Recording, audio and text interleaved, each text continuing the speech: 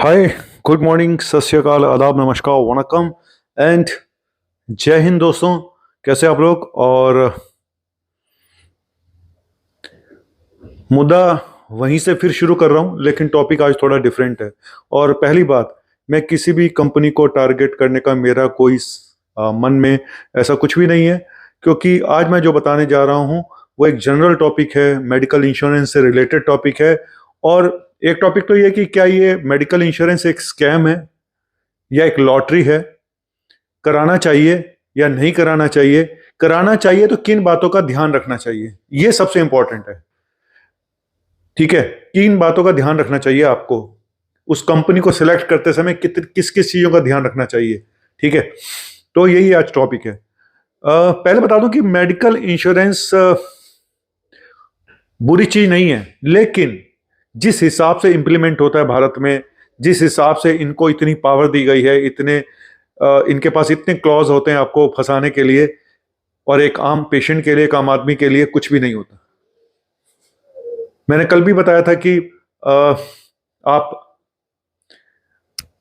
Policy ले लेते हैं, हर साल 20, 25, 30 हजार रुपए आप भरते रहते हैं, 35 हजार, और फिर वो 5 साल के बाद फिर उस बढ़ जाती है ना। हर 5 साल के बाद उसका चेंज होता रहता है, और जब आपको जरूरत पड़ती है तो कई बार आपको मिल जाता है, कई बार आपको नहीं मिलता क्लेम, और कई बार ये बोला जाता है कि आपको एडमिशन की जरूरत नहीं थी, और या फिर आपको पहले से बीमारी थी। ठीक है, और कल भी मैंने इस बात पे करी थी कि मेडिकल इंश्योरेंस कंपनी को कायदे से जब वो मेडिकल इंश्योरेंस देती हैं तभी उस बंदे के, उस पेशेंट के सारे टेस्ट करा के देख लेने चाहिए, रूटीन टेस्ट, कि इसको कोई अंडरलाइंग बीमारी है या नहीं है। लेकिन ये नहीं देखते हैं, क्योंकि इनको उस समय सिर्फ पॉलिसी बेचनी होती है, सिर्फ आप लोगों को पकड़ना होता है। ठीक है, तो उस समय ये कुछ नहीं करते। बाद में जब आपको प्रॉब्लम आती है तब इनके पास सैकड़ों बहाने आ जाते हैं। लेकिन ऐसा भी नहीं है कि लोगों को क्लेम नहीं मिलता है, मिलता भी है। मैं ये नहीं कह रहा हूं कि नहीं मिलता, लेकिन यही आज मैं बताने जा रहा हूं कि कैसे सेलेक्ट करें उस कंपनी को। और आप सोचो कि एक बात को मोटा मोटा बताता हूं कि मेरे 8 लाख, करीब 8,35,000 फॉलोवर्स हैं। अगर मैं आपसे 10-10 रुपए भी लूं तो मेरे पास 87 लाख रुपए हो जाएंगे। आप सोचिए, 87 लाख रुपीस। और अगर मैं उनमें से चंद लोगों को, इन 8 लाख में से 500 लोगों को जरूरत पड़ती है, और मैं अगर इनको, आप सोचिए कि अगर मैं 20-20 हजार रुपए भी दे दूं तो भी मेरे पास पैसे बच जाएंगे। कुल मिला के यही फंडामेंटल्स हैं कि सबसे पैसे ले लो, एक पूल बना लिया इन लोगों ने, और बहुत कमाई है इस धंधे में, करप्शन भी बहुत है। एक हॉस्पिटल को, एक मेडिकल इंश्योरेंस को पैनल लेने के लिए क्या क्या करना पड़ता है मैं यहां बताना नहीं चाहता हूं। सबको सब पता है कि क्या क्या होता है, कैसे मिलते हैं, इतनी आसानी से नहीं मिलते। और आपस की सेटिंग, किस हॉस्पिटल की सेटिंग किस इंश्योरेंस कंपनी के साथ, किस बीच के लोगों के साथ कैसी है, इस पर भी बहुत डिपेंड करता है। तो करप्शन तो हर जगह फैला हुआ है, तो इस फील्ड में करप्शन ना हो, ऐसा हो नहीं सकता। लेकिन चलिए, मेरे हिसाब से कि ये एक लॉटरी की तरह ही है। लग गई तो लॉटरी, नहीं लगी तो कोई बात नहीं, अगली बार सही। स्क्रैच करो एंड विन, किस्मत है आपकी। फिर भी आपको आज मैं कुछ बताने जा रहा हूं। जब आप कोई मेडिकल इंश्योरेंस लेते हैं तो सबसे पहले उसका, उस कंपनी का क्लेम सेटलमेंट रेशियो देखें नेट पे जाके। ठीक है, जितना ज्यादा क्लेम सेटलमेंट रेशियो अच्छा होगा उतना ही कंपनी की रेपुटेशन अच्छी होगी, तो ये जरूर देखें, नंबर एक। ठीक है, कि कितने क्लेम आए, कितने इन्होंने सेटल करे, ये सबसे इंपॉर्टेंट होता है। ठीक है, दूसरा ये भी देखें कि रूम रेंट, आईसीयू रेंट के ऊपर कोई कैपिंग तो नहीं है, कोई फिक्स तो नहीं कर रहा कि इससे ज्यादा हम देंगे नहीं, फलाना ढिमका। ठीक है, तीसरा क्रेडिबिलिटी, उसकी इमेज कैसी है कंपनी की। अपने आसपास के दोस्तों से पूछें, जिन लोगों ने करा रखा है उनसे पूछें, अपने एडवाइजर से पूछें। आपका एजेंट अगर ईमानदार है तो वो भी आपको ठीक ढंग से बता सकता है। तो बड़ी सारी चीजें हैं कि उस, और मेरे जैसे लोगों के यूट्यूब वीडियो देख ले। मैं तो जो बोलता हूँ सीधे सीधे बोलता हूँ, तो यहां से भी आपको पता चल जाएगा कि कौन कैसा है। और हमेशा एक्सक्लूजन और वेटिंग पीरियड का जरूर ध्यान रखें कि किस बीमारी के लिए क्या क्या एक्सक्लूजन और वेटिंग पीरियड है। जनरली शुरू के 30 से 90 दिन तक, कुछ कंपनियां 30 दिन, कुछ 35 दिन तक कोई क्लेम नहीं देती हैं, वो एक वेटिंग पीरियड होता है। ठीक है, मान लिया। उसके बाद कुछ ऑपरेशंस, कुछ स्टोन हो गया, ये हो गया, उसके लिए 2-3 साल का वेटिंग पीरियड होता है, ठीक है। शुगर जैसी बीमारियों का भी वेटिंग पीरियड होता है, 3 से 4 साल के बाद अगर आपको शुगर होती है तो आपको मिलेगा, नहीं तो नहीं मिलेगा, ठीक है।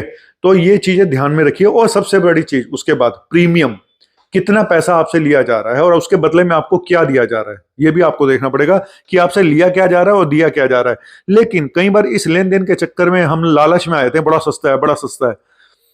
कभी आपने पूछा कि इसका नेटवर्क उस आप आसपास के हॉस्पिटलों में उसका पैनल भी है? जब भी आप कंपनी का इंश्योरेंस ले, आप पहले अपने हॉस्पिटलों से पूछें आसपास के कि सर यहां पे इस कंपनी का पैनल है। कई जगह पे तो पैनल ही नहीं है। मैं यहां पे नाम नहीं लेना चाहता हूं किसी भी उसका, लेकिन कुछ कंपनियां ऐसी हैं जिनके पैनल है ही नहीं आसपास। घूमते रहो, घूमते रहो। तो सबसे इंपॉर्टेंट बता रहा हूं मैं, नेटवर्क। अगर पैनल ही नहीं है तो फिर क्या करोगे आप? भले ही कितना सस्ता हो, भले ही इमेज कितनी अच्छी हो, अगर आप आसपास के हॉस्पिटल में उस कंपनी का पैनल नहीं है तो बेकार है। और नो क्लेम बोनस देते हैं, नहीं देते हैं, ये सब चीजें। तो ये मैंने कुछ चीजें आपको बताई हैं कि हालांकि पहले बैंक भी आपको, bank of India, OBC bank, ये लोग भी इंश्योरेंस देते थे और इनकी इंश्योरेंस काफी सस्ती पड़ती थी। अब आप पता कर लें अभी है या नहीं है, मुझे इतना उनके बारे में अभी फिलहाल पता नहीं है। तो कुल मिला के देखो, ये जो इंश्योरेंस कंपनी है, मेडिकल इंश्योरेंस कंपनी है, किसी चैरिटी के लिए नहीं बैठी हुई है। अगर आपको ये लगता है किसी चैरिटी के लिए है तो बहुत बड़ी भूल है। दूसरा, कोविड में, नो डाउट कोविड में इतना जो उछाल हुआ और इन कंपनियों का थोड़ा सा लॉसेस हुए होंगे जरूर, मुझे ऐसा लगता है। हालांकि बहुत सारे पेशेंट का ये भी कहना है कि उनको कोविड में क्लेम नहीं मिले। तो केसेस चल रहे हैं, वो तो चलते रहेंगे, जिंदगी भर ये सब चलता रहेगा। तो कोविड की वजह से नो डाउट इन कंपनियों को थोड़ा बहुत लॉसेस शायद हुआ होगा, लेकिन हालांकि उसके बाद इन्होंने प्रीमियम इतने बढ़ा दिए कि एक आम आदमी के लिए अब बहुत मुश्किल हो गया है इसको ले पाना। तो क्या करें? मैं आपसे बोलूंगा कि मैंने तो जीने का तरीका ये समझ लिया है। सबसे पहली चीज, अपनी हेल्थ पे पैसा खर्च करें। अगर आपके घर में जगह है तो ट्रेडमिल खरीद लो, अगर पैसा है तो। अच्छा फ्रूट्स खरीद के लाओ। अच्छी चीजों पे पैसा खर्च करो जो आपकी हेल्थ को अच्छा करें। मेडिटेशन रूम बनाओ। तो अगर आपके पास पैसा है तो। नहीं है तो एक गुल्लक ले लो, ठीक है। रोज के 10 रुपए से लेके 100 रुपए से लेके 500 रुपए तक अपनी औकात के हिसाब से उस गुल्लक में डालते जाएं। उसको बनाए अपनी मेडिकल गुल्लक। सच बता रहा हूं। और अगर ये भी नहीं, ये आपको लगता है कि ये भी सेफ नहीं है, कहीं भी निकालने वाले बेटे बच्चा फलाना ये वो, तो भाई मेरा अपना ये मानना है कि म्यूचुअल फंड्स में पैसा लगा दो, एफडी में पैसा लगा दो। हमारे लालच क्या होता है? हमारा लालच होता है कि हमने 5 लाख की पॉलिसी ले ली, अब हमारा जा रहा है प्रीमियम 25,000 रुपये महीने, 30,000 का। हमें लगता है कि कल को हमें अगर जरूरत पड़ गई तो हमारा पैसा आराम से मिल जाएगा।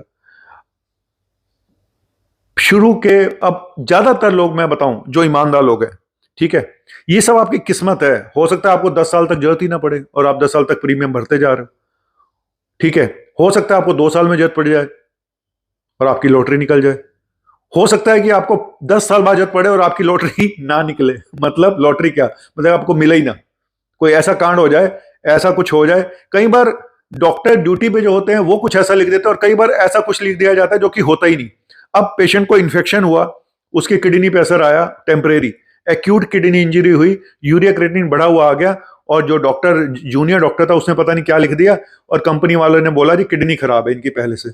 अब यहां पे पंगा, किडनी एक्यूट इंजरी हुई है जो टेम्परेरी है और ठीक हो जाएगी, लेकिन कंपनी के पास एक बहाना मिल गया जी इनका तो पहले से ही गड़बड़ है, हम नहीं देंगे, कर लो।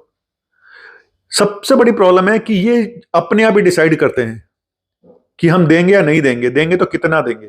इनके पास कोई भी ऑथराइज उस लेवल के डॉक्टर मुझे नहीं लगता होते हैं, एमडी डॉक्टर, स्पेशलिस्ट डॉक्टर। मुझे ऐसा लगता है कि सरकार को एक रूल बनाना चाहिए, एक ग्रुप बनाना चाहिए डॉक्टर्स का, कि जो ये पास करे ये क्लेम, और ये इमीडिएट होना चाहिए, ये हाथों हाथ होना चाहिए। ये नहीं कि फिर महीनों लग रहे हैं, फलाना हो रहा है, ढिमका हो रहा है। कोई तो रेगुलेटरी अथॉरिटी, ठीक है, इडा है बीच में, लेकिन बहुत लंबे प्रोसेस हैं, कई बार बहुत लंबे प्रोसेस है।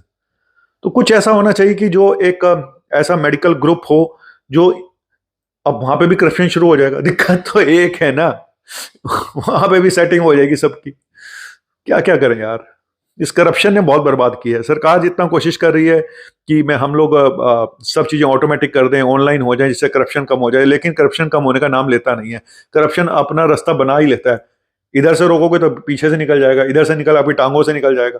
आप कितना भी रोकने की कोशिश करो, करप्शन रुक नहीं रहा है, बल्कि उसके रेट बढ़ते जा रहे हैं। बस यही हो रहा है, करप्शन के रेट बढ़ते जा रहे हैं। शिक्षा और मेडिकल दोनों ऐसी चीजें हैं जहां पे इंसान का सबसे ज्यादा पैसा खर्च होता है आजकल, और यहीं पे सबसे ज्यादा करप्शन हुआ पड़ा है।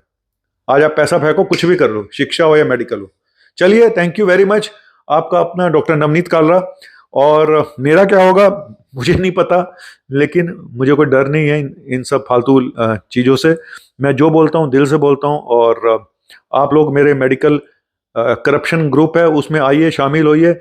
और उसका नाम मैंने बदल के मेडिकल क्रांति करने जा रहा हूँ आज से, क्योंकि ये क्रांति होगी। आगे चल के हो सकता है मैं कोई एनजीओ खोल दूं, एक ग्रुप बनाऊं एनजीओ, जो लोगों की हेल्प कर पाए। बहुत सारी प्लानिंग दिमाग में चल रही है कि कैसे मैं लोगों की मदद कर पाऊं। जितना पैसा कमाना था कमा लिया है, जितनी प्रैक्टिस करनी थी कर ली, अभी भी कर रहा हूँ। मॉर्निंग की प्रैक्टिस चलती रहेगी, है ना। तो ऊपर वाला है, बाकी ऑनलाइन थोड़ा बहुत प्रैक्टिस हो जाती है। तो इतना मुझे इतनी भी आफत नहीं आ पा रही कि शाम की अगर मुझे जगह नहीं मिलेगी तो मेरा क्या होगा, ऐसा कुछ नहीं है दोस्तों। कहते हैं कि एक रास्ता रुकता है तो दो और खुल जाते हैं। Thank you very much.